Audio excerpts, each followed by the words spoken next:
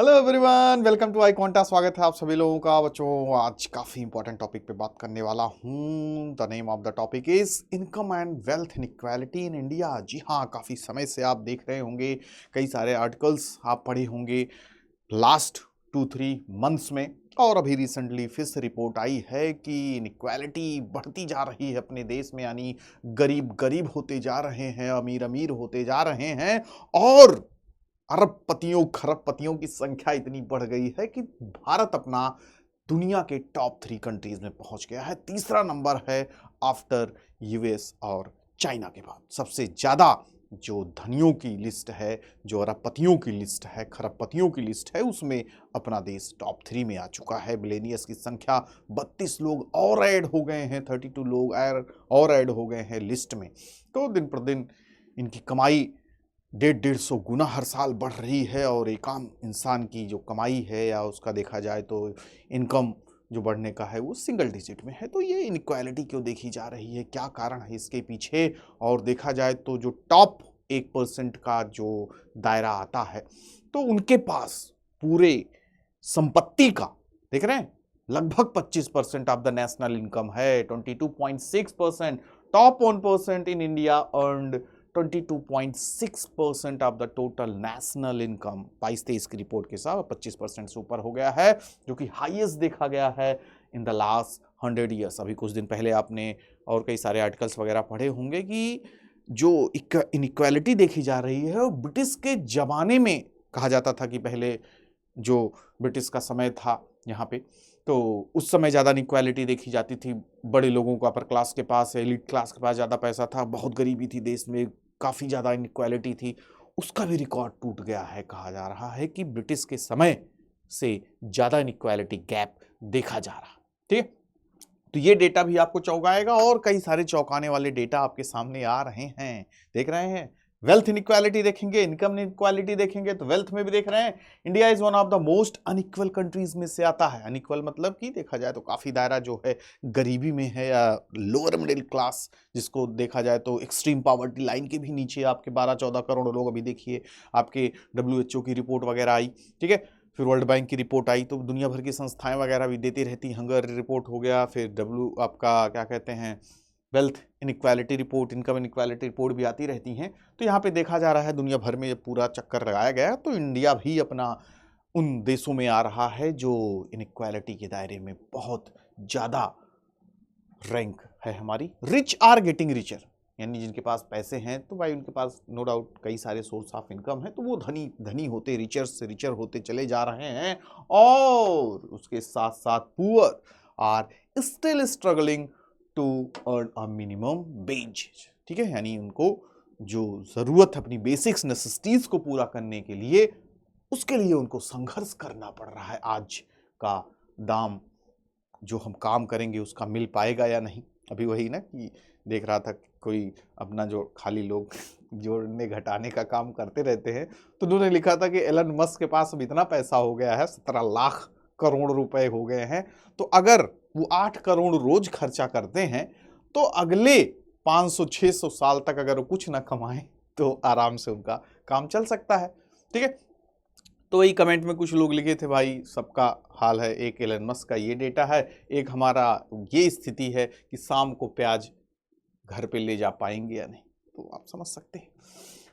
तो ये रहा आपका वेल्थ इनइक्वालिटी, और उसके साथ साथ इनकम इनइक्वालिटी। इनकम इनइक्वालिटी में देख रहे हैं 22.6% of the national income went to the top 1% के पास है लगभग 22 से 25%। मतलब टोटल नेशनल इनकम जितना भी देश की आय होती है, उसका टॉप 1% के पास 25% है टोटल नेशनल इनकम की, जो कि काफी बड़ी संस्था है जिसने बताया है। It is among the very highest in the world, higher than the US. US की भी तुलना में काफी ज्यादा है, उतना टॉप 1% के पास नहीं है जितना अपने यहाँ है।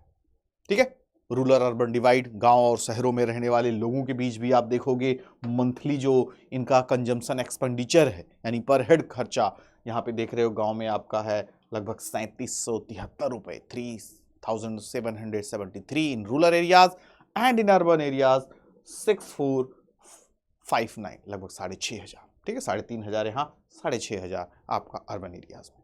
ठीक है, तो आज के समय में महंगाई का ये दौर है, आप देख ही रहे हैं। तो 22-23 का सर्वे है, डेटा है। तो अब हर चीज़ें महंगी हो गई, चाहे वो सब्जी हो। बेसिक पहले आदमी कहता था भैया दाल रोटी खा लेंगे, तो अब तो दाल भी आपकी 200-250 रुपये किलो हो गई है। तो भी अब इतना आसान नहीं है एक सामान्य व्यक्ति के लिए। जैसे आपने इसमें देखा अभी रिपोर्ट वगैरह, $2.16 पर डे अर्निंग है 12 से 14 करोड़ लोगों की अपने देश में। ठीक है, लगभग आप देखोगे इसको रुपए में निकालोगे 200 रुपए भी नहीं आएगा, 180-90 रुपए आएंगे। तो ये स्थिति है, लगभग 12-13 करोड़ लोग ऐसे हैं जो 200 की भी आय नहीं है, इनकम नहीं दिन भर में। तो कहां से उनका जीवन यापन चलेगा। जेंडर पे गैप भी है। ठीक है, देखा जाए तो जो मेल एंड फीमेल है तो वहां पर भी अर्निंग जो है in India man earn 82% of the labour income, और जो महिलाएं हैं वीमेंस हैं वो 18% ऑफ द लेबर इनकम। तो यहाँ पर भी गैप देखा जा रहा है पुरुषों और महिलाओं में।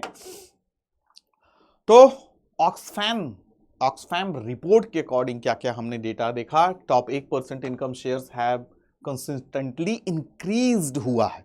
ठीक है, मतलब जो टॉप 1% के लोग हैं, जो रिचेस्ट हैं, जिनके पास देखा जाए तो बिलियन ट्रिलियन रुपीस हैं, तो उनका जो इनकम का दायरा है वो काफी बढ़ा है। Share of the income of the bottom 50% का, जो नीचे के 50% लोग हैं उनका कम ही हुआ है। अभी देखिए पेंडेमिक आ गया, काफी लोग गरीबी में चले गए, कुछ लोग की जॉब चली गई, कुछ लोग का बिजनेस चला गया। ठीक है, top 5% of Indians own more than 60% of the countries wealth. अगर देखा जाए तो 1% तो आपका लगभग 40% रखे हैं, 5% को रख दिया जाए तो 60% हो गया, यानी बाकी के 95% लोगों के पास 40% ऑफ द वेल्थ। अभी यही आप 10% कर दोगे तो और ज्यादा आपको गैप दिखना शुरू हो जाएगा। तो ये सब स्थितियां थोड़ा नाजुक दिखाती हैं। ठीक है, तो what are the main reasons, कारण क्या है जो इतनी ज्यादा इनइक्वालिटी देखने को मिल रही है। तो सबसे पहली बात आती है यहाँ पे अनइवन इकोनॉमिक ग्रोथ। जैसा होना चाहिए उस तरह नहीं है हर जगह। ठीक है, तो अलग अलग स्टेट्स में अलग अलग स्थिति है। कुछ स्टेट्स के पास ज्यादा जॉब अपॉर्चुनिटीज हैं, कुछ स्टेट के पास उतनी पॉपुलेशन नहीं है।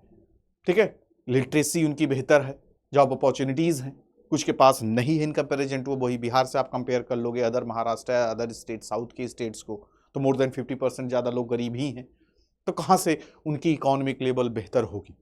तो इनइक्वालिटी भी ज्यादा आपको देखने को मिलेगी। तो ही बात यहां पे कहा जा रहा है, benefit of economic growth have been unevenly distributed with certain states and certain sector benefiting disproportionately. ठीक है, तो यहां पे आप देखोगे ना, डेटा भी आपके सामने दिया गया। सर्विस सेक्टर पहले एक समय रहता था, एग्रीकल्चर सेक्टर का बोलबाला हुआ करता था। मोर देन 70%, 60+% लोग इन्वॉल्व हुआ करते थे एग्रीकल्चर सेक्टर में ही। लेकिन अब धीरे धीरे मैन्युफैक्चरिंग सेक्टर, सर्विस सेक्टर ने ज्यादा से ज्यादा लोगों को अपने पास ले लिया है। तो उसका यहाँ पे कंट्रीब्यूशन भी सबसे ज्यादा 60% ऑफ द जीडीपी किसका यहाँ पे कंट्रीब्यूशन है, सर्विस सेक्टर का।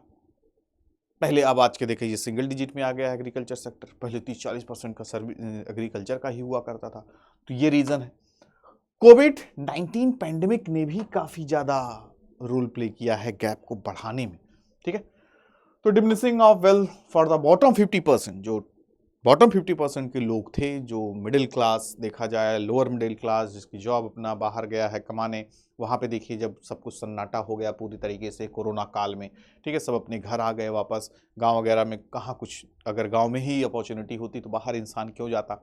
फिर वापस गए, देखो 1-2 साल तक ये सिलसिला चलता रहा, फिर वो स्थिति बन नहीं पाई। तो वहाँ पर भी गैप होना भाई, जिसका कंपनी थी, जिसके विरासत में मिली थी, लेगेसी जो संभाल रहे थे मिलियंस बिलियंस वाले, तो अपना संभाले रह गए। थोड़ा बहुत स्लो डाउन हुआ लेकिन फिर उठ गए। लेकिन जिसका सब कुछ चला ही गया, जॉब चला गया, फिर से पाना मुश्किल हो गया, फिर से उस पेस को पकड़ना मुश्किल हो गया, तो उनके साथ ही दिक्कत तो हुई है। तो यहाँ पे देख रहे हैं बिलियनियर्स की संख्या, the number of billionaires in India increase from 102 इन 2020।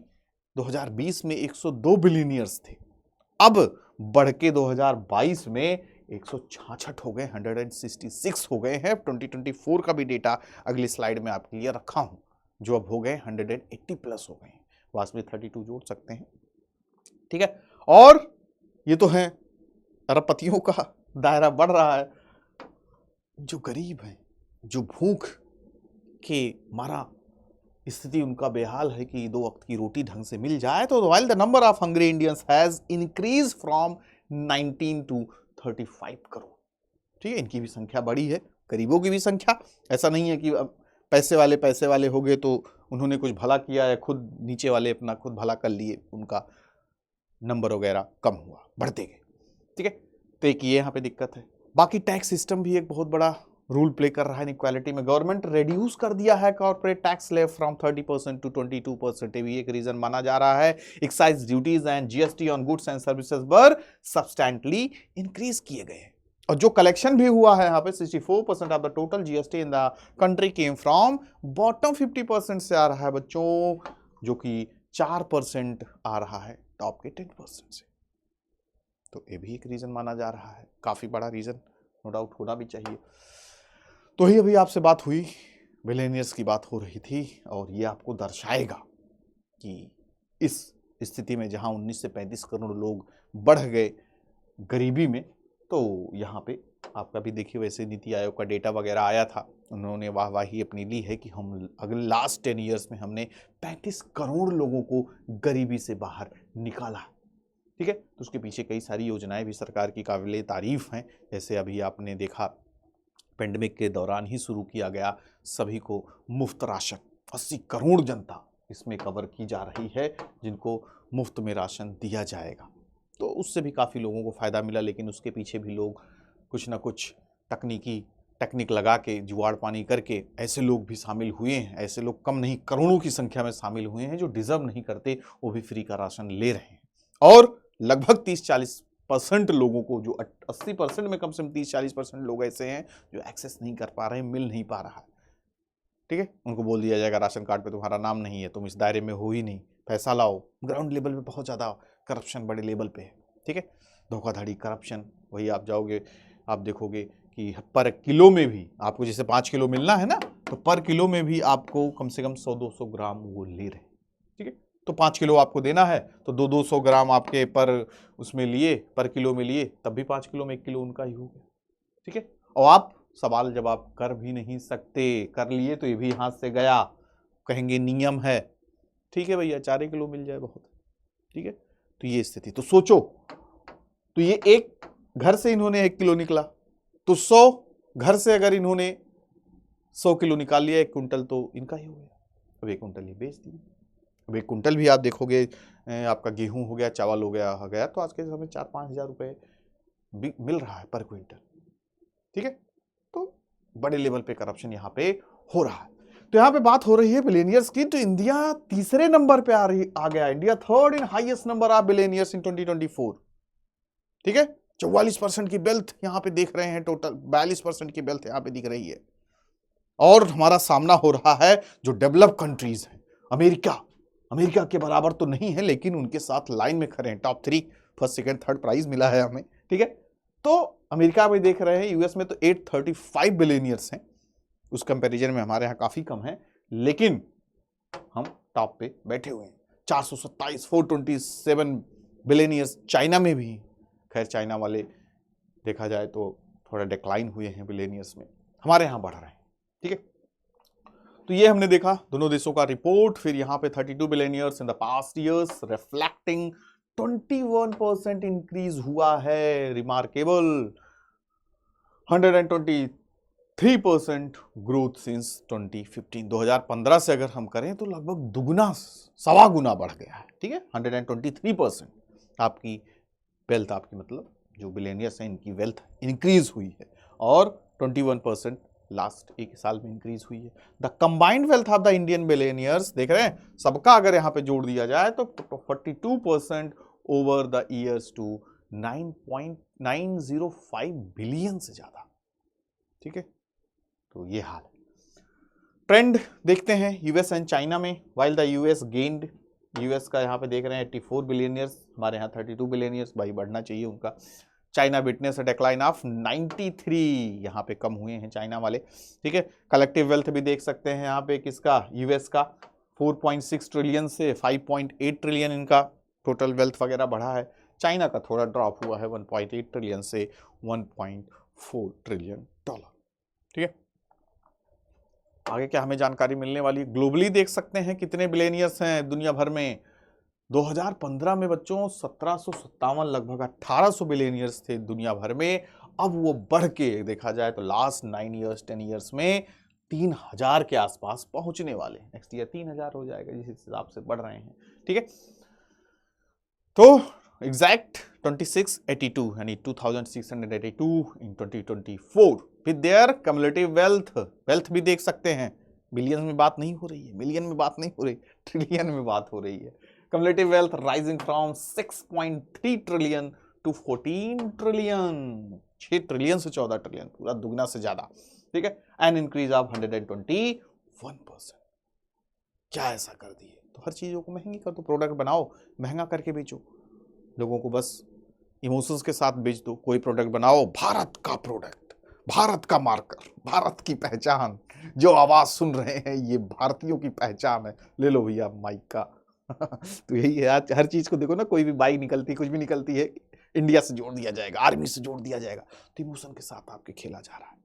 ठीक है, कोई भी चीज आपको खाने पीने की बेची जाएगी, उसमें भी कह दिया भैया खाओगे तभी जीवन में सर्वाइव कर पाओगे, नहीं तो कहे चलो भैया महंगा ही सही लाओ दो, जीवन में जीना है, जीने के लिए ही आए हैं, उसी के लिए कमा रहे हैं। ठीक है, तो हर चीज को यहाँ पे उन्होंने आपकी नसों को पकड़ लिया है, किस तरीके से आपको डाइवर्ट करना है। बेच बेच के सब राजा बन रहे हैं और आप हो शिकार हो। ब्रांड के कपड़े देखोगे क्या है, ठीक है, इसी पे हमने लिख दिया इंटरनेशनल ब्रांड का कोई नाम, 10,000 में बेच दिया, आप खरीद रहे हो, उल्टा उसी कंपनी का ही प्रचार कर रहे हो। कंपनी को तो फायदा ही हो रहा है ना। यहाँ पे आपने लिखवा लिया जारा, यहाँ पे आपने लिखवा लिया बानो हुसैन, फिर उसका तो प्रचार हो रहा है, पैसा भी आप खर्चा किए, प्रचार भी कर रहे हो, क्या दिक्कत है? वो भी आप साल 6 महीना पहनोगे और नॉर्मल कपड़ा खरीदोगे, वो भी 4-6 महीना पहनोगे। बस अच्छा लगना चाहिए खुद को, ठीक है, आप कंफर्टेबल हो जिसमें। तो खैर आज के समय देखा हो, देखो 22-22 घंटा लोग लाइन में लग के एप्पल आईफोन खरीद रहे हैं, भले किस्त पे है या फिर दोस्त से उधार मांग लिए हैं या खाने का जो पैसा इकट्ठा किए हैं आपका अन्न जन धन योजना में जो मिला है सरकार की तरफ से, होता नहीं फर्जी में लाइन लगा के इकट्ठा कर लिए हैं साल भर। ठीक है, मान लो 50-50 किलो आपका अनाज मिला है, साल भर इकट्ठा किए हैं।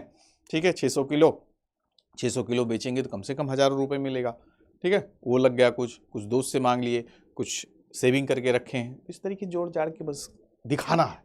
ठीक है, तो स्थिति नाजुक है आज के ज़माने में। चलिए तो आगे बढ़ते हैं। तो यहाँ पे आप देख रहे हैं क्या हाल है, और रिपोर्ट क्या कह रही है। 2015 से 20 तक की अगर बात करें तो बिलियनियर्स की wealth grew globally at an annual rate of 10%। हर साल 10 साल बढ़ रहा है। आप साल भी मेहनत करोगे, सारा देखोगे, रात दिन एक किए रहोगे, आपका कितना बढ़ेगा? 1% या 0.%, 2-3%। ठीक है, 2020 से देखें the global average has stalled 1%। ठीक है, but that number marks continued expansion in the US. मतलब कुछ जगह पे देखा जाए तो ग्लोबली देखा जाए तो लगेगा कि रुका हुआ है 1-2% पे। कुछ कंट्रीज में देखा जाए तो वहां पे चल रहा है, सब कमा रहे हैं, बढ़िया से आगे बढ़ रहे हैं। तो अलग अलग जगह पे है।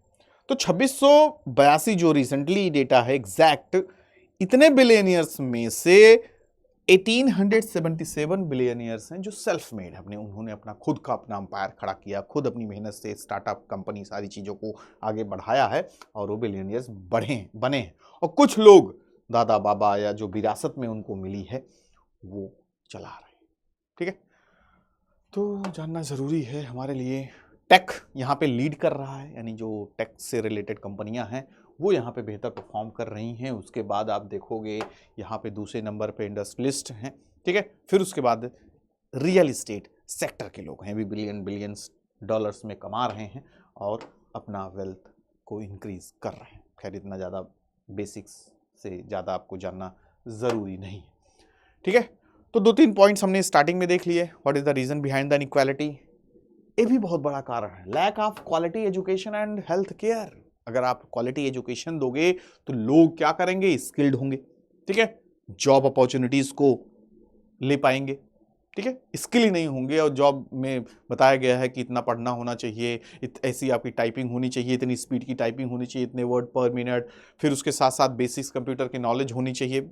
सामान्य अगर आपको नौकरी चाहिए ठीक है, पता चला वही नहीं है। अभी आपने रिसेंटली सर्वे में रिसेंटली जो डेटा वगैरह आया था 2-4 महीना पहले, मोर देन 75% जो जॉब सीकर्स हैं, जिनको जॉब की जरूरत है, उनके पास इतना स्किल नहीं है कि वो सिंपल एक जॉब एप्लीकेशन लिख सकें, फाइल को अटैच कर सकें अपनी सीवीज के साथ, फोटो वगैरह कई सारे डॉक्यूमेंट्स वगैरह अटैच करना पड़ता ना, बेसिक्स नॉलेज नहीं है 75% के पास, तो कहां से जॉब मिल पाएगी? तो उसके लिए आपको क्या करना होगा, एजुकेशन बेहतर देना होगा, ठीक है, हेल्थ केयर को भी बेहतर बनाना होगा।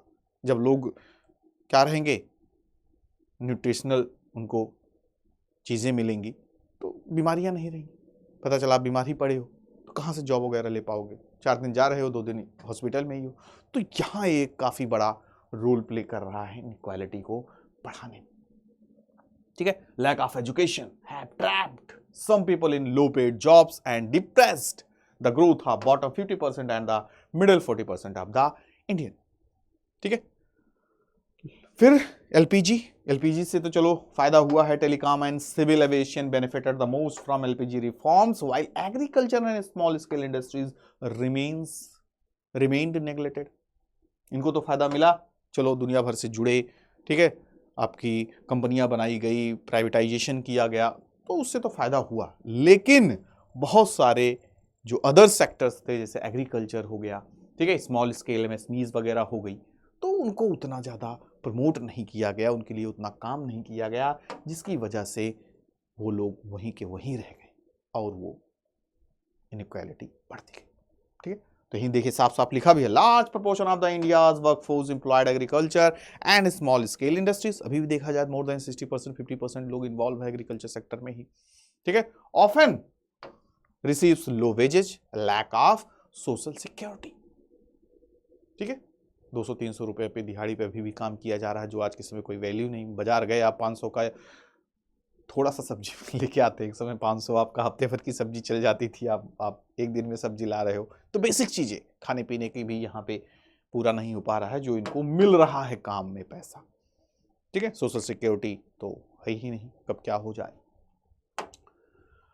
तो इम्पैक्ट, क्या क्या इम्पैक्ट पड़ता है इनइक्वालिटी से, क्या क्या देखने को मिलेगा? सोशल अनरेस्ट एंड कॉन्फ्लिक्ट्स देखने को मिलेंगे आपको, reduce social mobility, environmental degradation, political instability, reduce economic growth. तो these are the important impact जो सोशल इनइक्वालिटी से देखने को मिलेगा। तो किया क्या जाए?